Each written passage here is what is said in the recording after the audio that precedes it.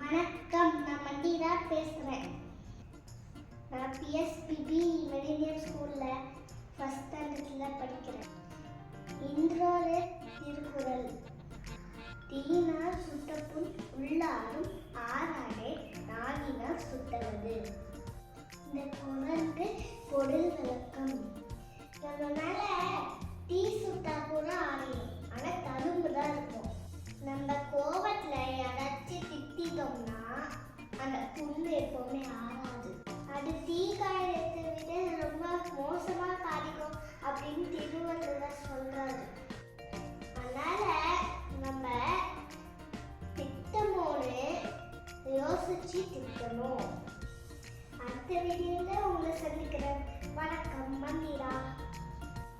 இந்த வீடியோ பிடிச்சிருந்தா லைக் பண்ணுங்க, ஷேர் பண்ணுங்க, சப்ஸ்கிரைப் பண்ணுங்க.